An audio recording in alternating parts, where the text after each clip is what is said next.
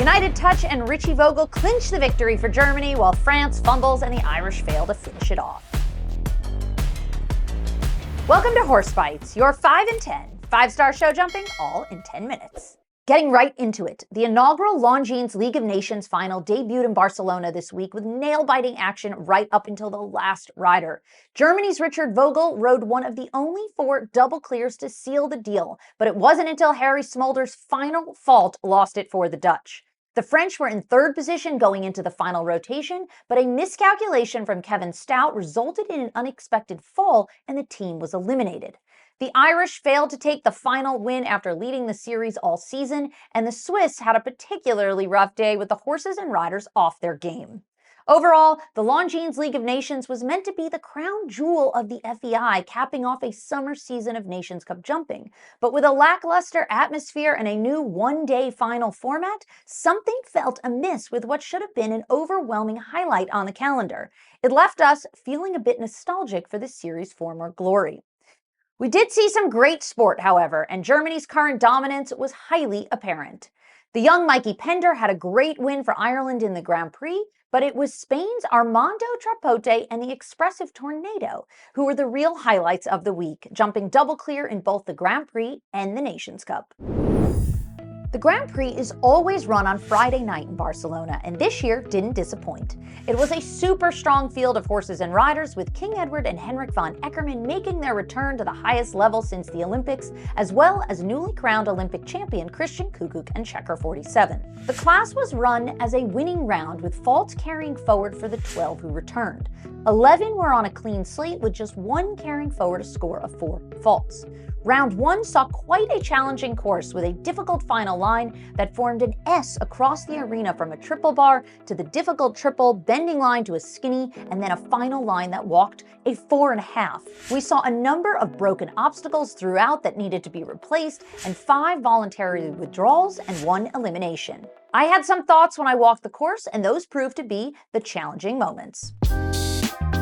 The out of the double at number 9 is a plank, very, very delicate, but the last line I think is the trickiest part, and it certainly is because there's a lot of options. You can do 6 or 7 to the skinny and then 4 or 5 down to the last. We saw that black and white double oxer 2 strides to a plank that fell 10 times, while the final fence also caused heartbreak for the likes of Martin Hoots, Kim Emmen, and most spectacularly for Amanda Landeblad and for Killy, who jumped a beautiful round until that fateful final line. She's going to run that awfully tight, and unfortunately, long 4 to the never really made the stride. The time was tight, nicely highlighted by Richie Vogel's super tight turn back to the triple bar after he had a fault, and Laura Kraut's attempt to turn back tight as well, which resulted in an awkward jump and a fault for her. I turned in way too soon. I was thinking about the time. The time was right on tonight. I thought it was a good place to make up some time, and unfortunately I just got too deep to it without enough momentum for her. With 12 returning, the winning round had some great sport.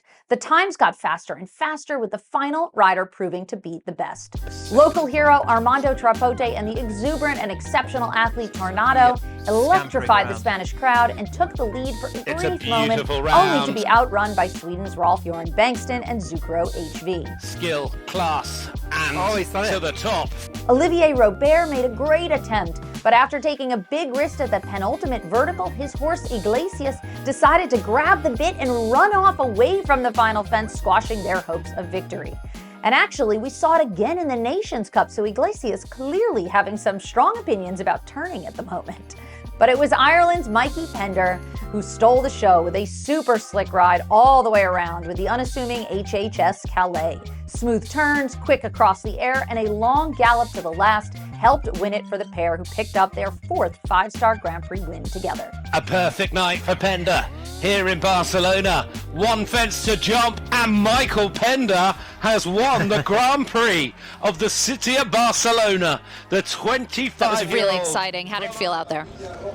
Yeah, it was amazing. My horse jumped unbelievable, and he's just been an amazing horse, and he did it once more. On to Sunday's main event. After a week of waiting and anticipation for the final team showdown, the Longines League of Nations conclusion took center stage. On paper, the teams were really strong, with reigning Olympic champion, world number 1 and number 2, and Friday night's Grand Prix winner being subbed in at the last moment, all representing. The Irish were perhaps favorites coming in after leading the series, but the Germans, Swedish, and the Dutch were always going to be big contenders. We caught up with Irish chef to keep Michael Blake and Germany's Otto Becker before the competition to hear their thoughts heading into the final. Who said we were favourites, Danny? I think the start list says that. No, the start list says that we've had the best year of anybody so far by winning the league, which we've had. Who do you think are the biggest rivals for you guys? I think Holland are big rivals here. They've been under the radar all year, and I think they're due a day. I just hope it isn't tomorrow. Yeah, I hope good chances. We have a strong team here. They're all experienced. They're in a good shape. But tomorrow is a new challenge, and I think all 9 teams here can win. Olympic champion England is not here. Maybe we are lucky. As it turned out, their predictions were pretty on par. As the Germans took the win, the Netherlands finished second, and the Swedish, with world number 1 Henrik von Eckermann and King Edward back in top form, rounding out the podium. The format saw 9 teams. The 8 qualified plus the home nation start out with 4 riders competing and 3 scores counting. Then after an hour break and some height changes to the course, round 2 saw 3 riders come back for sudden death and all scores counting. The course looked challenging to walk, but after the first few completed it relatively unscathed, I thought it might have ridden too soft, but in expert fashion, course designer Santiago Varela nailed it and provided a genius course that caught riders out all over the place. Have a listen to his process behind the course. The secret of the course, it will be keep the rhythm from the start of the course and let the horses express themselves. This skinny vertical looks like it's there, but it's nothing. But this is there, and you need to go, and you need to jump, and you need to jump slow. And I think that for the last many times you have this last sentence while We see it a lot. and sometimes happens something. The second round changed dramatically due to the 3 riders.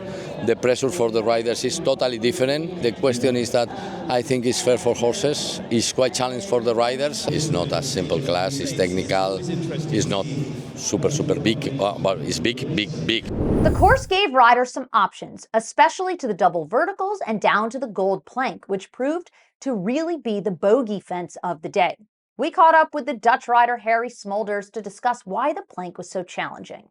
I think like at the distance, it's either 5 or 6, so that makes it probably even more hard. Yeah, it's the distance, the location, maybe also towards the end of the course. You had a little bit of few forward distances, and then you have to decide for a flat or a short distance. And although the double verticals wasn't such a huge factor in the first round, when Varela put it up in the second round, and after the horses had already jumped through it once and weren't as backed off, plus some stamina issues, they played a huge role in the second round. Julien Epéard talks us through the difficulty of such a delicate part of the course. Why do you think the double is riding so difficult and so different in the second round? I think it's bigger. I'm not sure, but it looked bigger. Also, the horses, second round, are a little bit more tired and also a little bit more pressure. We are only 3. So all these things make the round more difficult, the second round more difficult. Perhaps most importantly, Kim Emmen had both A and B down plus B of the triple to eliminate the huge 12 penalty lead the Dutch had going into the final rotation of riders. After Richard Vogel put in the 4th of the double clears for Germany, Harry Smulders had to jump clear for the Dutch to force a jump off, but with the plank down for a second time, the Germans took the win. Sweden was solid throughout with a few unfortunate rails that kept them in bronze position, while France was looking for a spot on the podium, but with Kevin Stow's fall in round 2, the French were out. Switzerland didn't have their day with a number of high fault rounds. The US wasn't bad, but faults all across the board kept them down the list. But it was the Irish who had some highlights but couldn't hold it together as a team. Mikey Pender had a similar issue to Olivier Robert, where his horse locking onto the bridle caused a run out to the penultimate fence. And Daniel Coyle and Legacy jumped one of the only 4 double clears to help them achieve the title of Best Horse and Rider for the overall LLN series, although he shared the Best Rider title with Michael van der Vleuten and Henrik von Eckermann. All in all, the Irish couldn't quite make the cut and finished just off the podium in 4th. Series awards included Rookie of the Season going to Callie Schott, and the 4 double clears from the final day split the €200,000 bonus. The winning team, Grooms, who were all female, received a special Grooms award as well.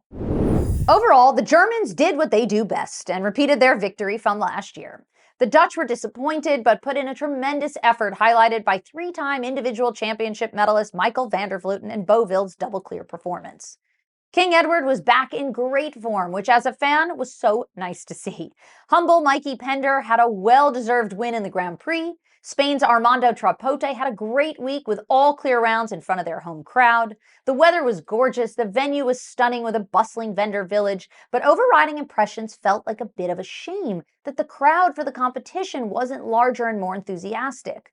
Maybe the change in format, although giving us great sport, and I am a huge fan of the sudden death 3-rider teams for round 2, could have been even better if it were on a Saturday night under the lights or across 2 days to help build the anticipation. With only 9 teams represented compared to the 15 in the past, the spectator base was inherently smaller, and with high ticket prices, perhaps gaining eyeballs and fans for our sport wasn't focused on enough. I'd give it an 8 out of 10 for top sport, but missing that extra needed atmosphere. Well, that's a wrap on this week's top highlights, and stay tuned next week for the 5-star out of Mexico's San Miguel de Allende. But before you go, check out this week's wildest moment when France's Simone Delestre was unseated at the final fence of the Queen's Cup. Join Henrik up there. 72.37 was Henrik's time. Dark, and don't know what that was. Very unusual. Stay tuned to all of our socials. Make sure to subscribe and follow along all the action as it unfolds here on Horse Bytes. Your 5 in 10 5-star show jumping all in 10 minutes.